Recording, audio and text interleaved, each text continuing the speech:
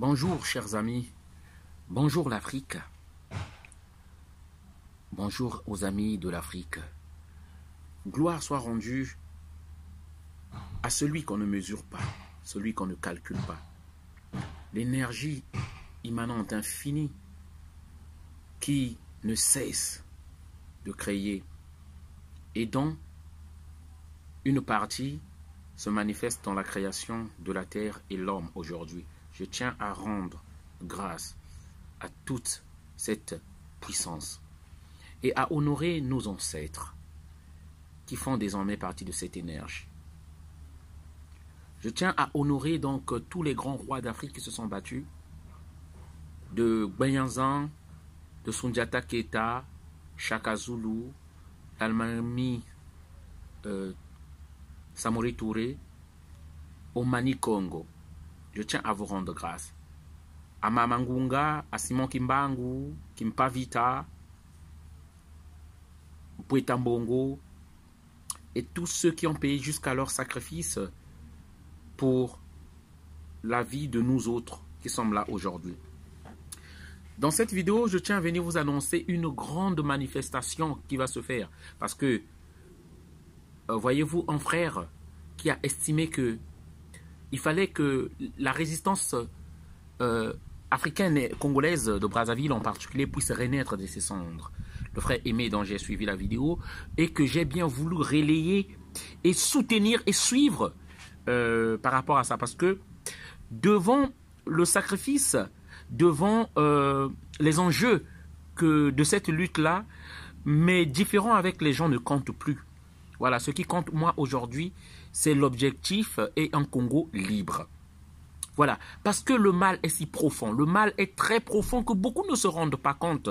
Moi, si aujourd'hui je prends des risques, je pouvais rester tranquille. Lorsque, vous savez, en France, lorsqu'on vit ici, lorsque tu as ceci, lorsque tu es là, tu es tranquille.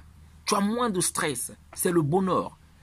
Hein? Il y a d'autres choses qu'on n'aime pas faire. On ne peut pas exposer parce qu'il y a beaucoup de gens qui souffrent. Tu ne peux pas exposer ce que tu as. Parce que, par décence, simplement parce qu'il y a des gens qui souffrent dans ce monde, en Afrique, et notamment en particulier au Congo-Brazzaville. C'est pourquoi on ne montre pas certaines choses. Voilà. Et d'ailleurs, d'autres personnes qui disent, vous voyez là où il est, c'est Sassou qui a donné, comment il peut avoir ça, ces moyens. Vous voyez, même, moi je ne me plains pas de tous ces ignorants, ces idiots, des jaloux justes qui me détestent, qui disent ça. Mais surtout ceux qui sont plus proches de moi. Des gens que tu estimes, que tu aimes, mais derrière toi qui dis ces choses-là, c'est ça qui fait plus de mal lorsqu'ils partent dire des trucs là. Et aujourd'hui, moi je sais que lorsque tu parles, Sassou te donne l'argent, ou ces gens-là se donnent de l'argent, soit ils t'enregistrent, en tout cas ils laissent des traces. Et dès que tu commences à les attaquer, la première des choses qu'ils font, ils font sortir les preuves que tu as pris de leur argent. Mais jusqu'aujourd'hui, Donald continue le combat, attaque Sassou par tous les plans et rien ne sort. Et ces gens-là, lorsque vous allez leur demander, montre-nous une seule preuve, ils n'oseront même pas vous montrer des preuves. C'est une honte lorsque je vois des gens comme ça. Bon, c'était entre parenthèses, je suis de passage. Donc je dis que nous prenons ce risque-là, parce que les Africains souffrent, parce que les Congolais de Brazzaville sont en train de mourir.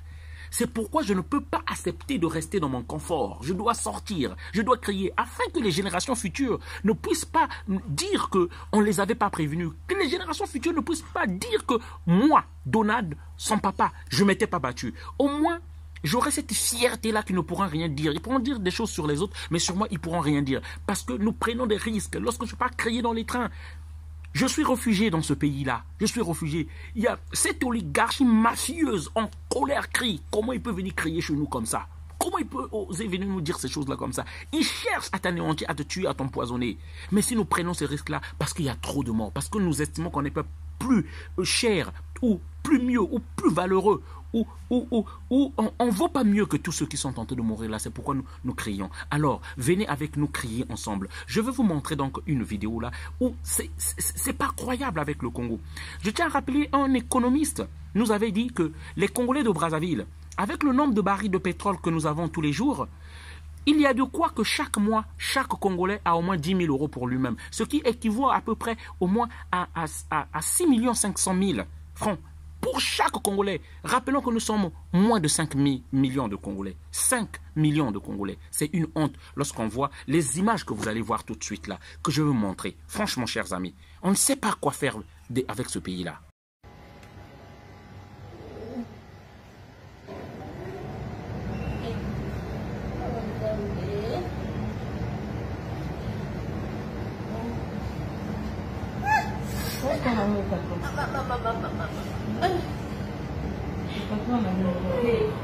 Oui, on est né au pied.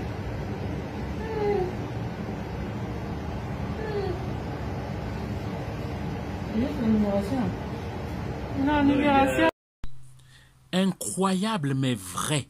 En fait, au cas où vous ne comprenez pas, le courant est parti à l'hôpital universel, hein, au centre hospitalier universel CHU de Brazzaville. Le courant est parti. Donc les médecins ont des petites torches de portable pour allumer et chercher la veine où ils sont en train de mettre des aiguilles qu'on nettoie juste avec de l'alcool, qu'on utilise à 20, 30, 40 personnes. Voilà à quoi le Congo est réduit. Regardez, donc ces médecins-là, si vous ne comprenez pas le scénario, ce qui est en train de se passer, c'est quoi? Ils sont en train de chercher, donc le courant, l'électricité est parti. L'électricité est partie dans le plus grand centre hospitalier du Congo-Brazzaville. Et les médecins ont recours à des petites torches, des petites lumières de torches pour chercher la veine, pour pouvoir l'entendre. Et c'est ainsi que des milliers, de centaines de personnes sont en train de mourir au Congo-Brazzaville.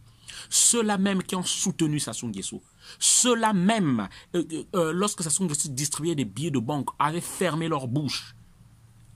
Et aujourd'hui, sont responsables de ces morts qui sont là. C'est ça qui se passe. Ils sont aussi responsables de ces morts qui sont là. Lorsque nous, on était en train de créer qu'il est en train de détruire le pays en faisant ça, les gens ne nous croyaient pas. Voilà où nous sommes réduits. Parce que ces mêmes personnes-là qui ont pris de l'argent, qui ont bouffé de l'argent, ils ont des parts qui sont en train de mourir. Ne cherchez pas d'autres coupables d'être responsables. Vous êtes responsables. C'est ça qui se passe au Congo-Brazzaville congolais. Voilà. Notre pays est en train d'être détruit avec la complicité des Congolais qui ne pensaient qu'à leur ventre. C'est ça. Mais vous avez vu les images? Quelle honte! Quelle honte pour un pays de moins de 5 millions d'habitants et où nous avons au moins 800 000 barils de pétrole chaque jour. Et surtout qu'on ne sait pas vraiment exactement le nombre de barils de pétrole qu'ils prélèvent chez nous chaque jour. Hein? On ne sait pas le nombre de barils de pétrole qu'ils prélèvent chez nous chaque jour. On ne sait même pas. On ne sait même pas. Congolais, nous ne pouvons pas, on ne peut pas continuer à chaque fois. Moi, je vais pour moi au pays, je ne rentre pas dans la politique. Non. Lorsque, devant une situation de pression, où tes frères sont en train de mourir, rester neutre, c'est faire un choix, c'est aider les oppresseurs. Nous demandons, ça c'est pas de la politique, c'est de l'indignation, les gens sont en train de mourir. Chaque Congolais, la date c'est le 17 octobre 2020. On vous le dit en avance pour que chacun pose sa journée. Il n'y a plus d'autres raisons encore à donner.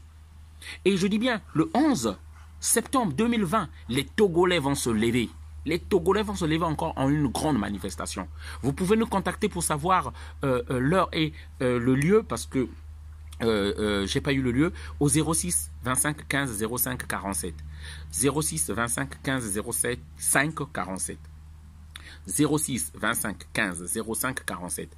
Voilà ce que nous vivons. C'est pourquoi nous demandons, il est temps que tout le monde se lève, que tous les Congolais, partout où vous êtes, à cette journée-là, du 17 octobre, parce que le 15 octobre, on venait de perdre la souveraineté, on venait de perdre la jeune démocratie qui avait commencé.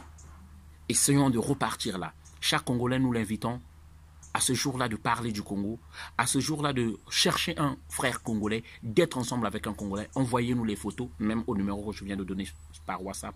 Envoyez-nous les photos que vous êtes ensemble, vous allez parler du Congo. S'il y a lieu, vous avez un drapeau, levez le drapeau du Congo, parlez ensemble du Congo, envoyez-nous les photos. Désormais, on va être debout. Voilà. Et solennellement, d'une façon solennelle, en tant que panafricaniste que je suis, en tant qu'Africain que je suis aujourd'hui, que je reconnais, je fais appel à tous les Africains. Par le sacrifice que je fais de tout mon temps, de tous les jours que je pense à l'Afrique, de tout mon temps que je suis aux côtés de tous les pays d'Afrique qui se battent pour leur liberté. J'appelle à tous les Africains à ce moment-là de se joindre à tous les Congolais le 17 octobre à une marche de la porte de Clignancourt jusqu'à la place de la République. Voilà le message que je voulais faire passer. Africains, il est temps, nous tous, on doit se réveiller dans un seul élan. Parce qu'il y a des grandes manifestations qui arrivent.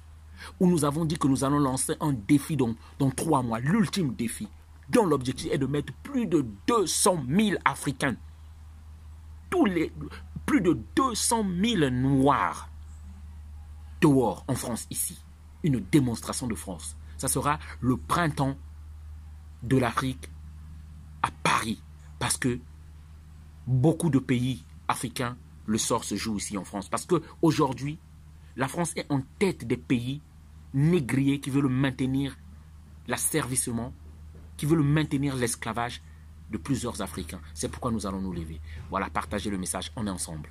Le 17 octobre 2020, nous soutenons ce mouvement-là. Soyons nombreux et venez nombreux. Merci.